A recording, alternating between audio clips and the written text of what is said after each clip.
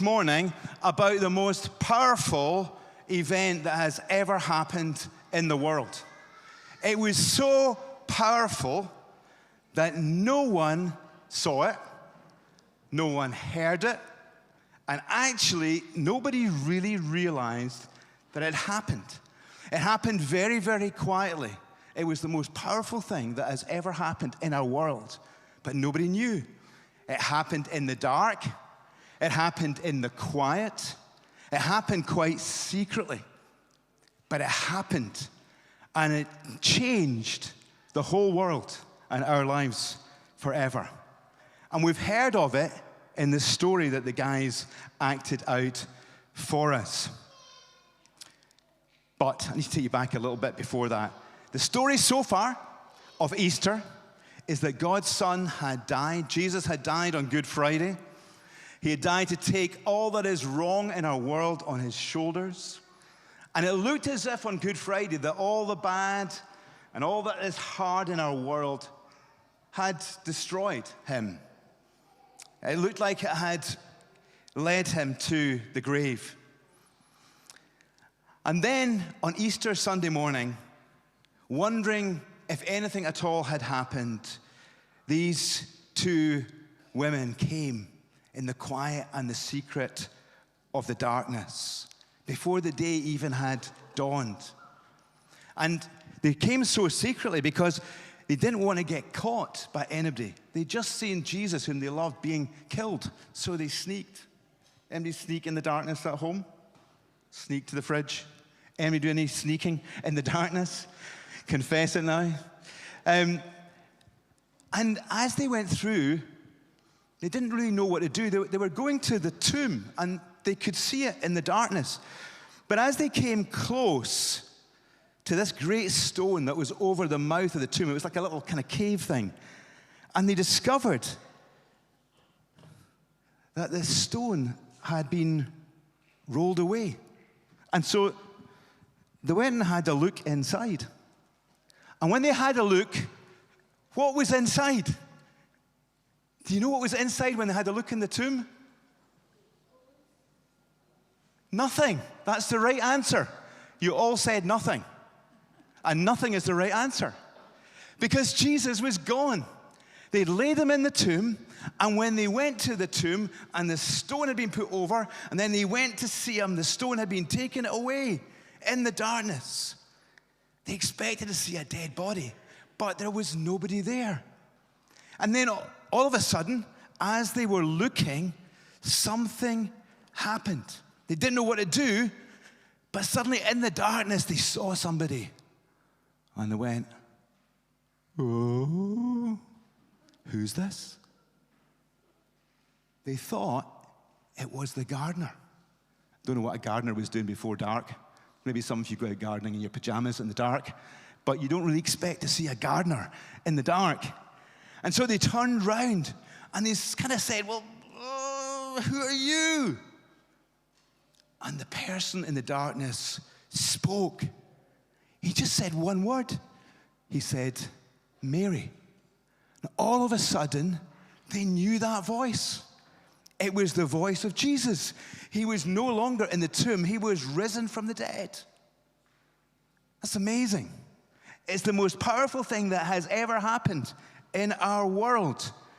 Jesus, who was dead and buried, was raised to life. It's the most powerful thing that has ever happened. I read this week. I don't know where I read it, but it's stuck in my head.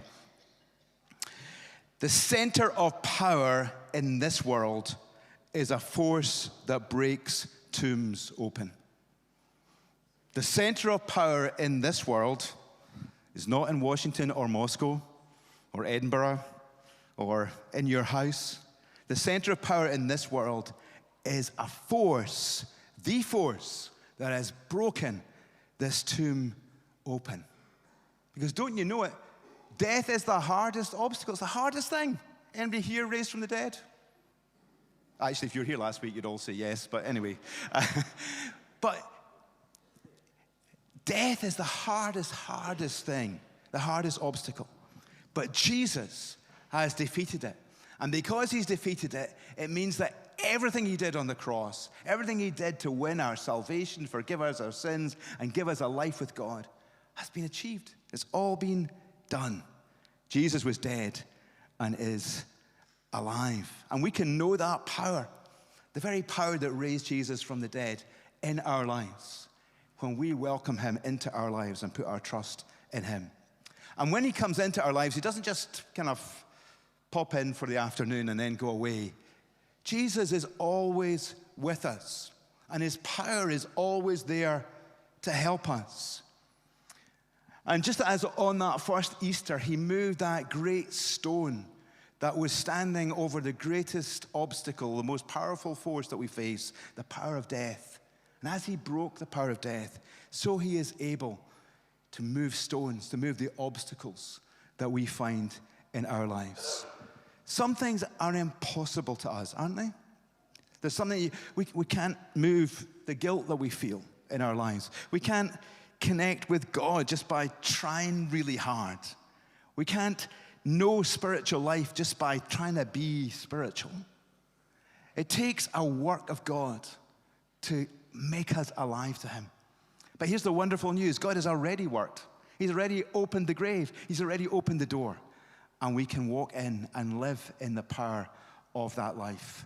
And that power goes on and on working. And so at the beginning we said, do you know, are there things that I need to see shifted? Are there things that actually seem to be impossible for me? Maybe you're a mighty weightlifter, power lifter like Amy, and you can move most things. You can lift a stone, 15 lifts.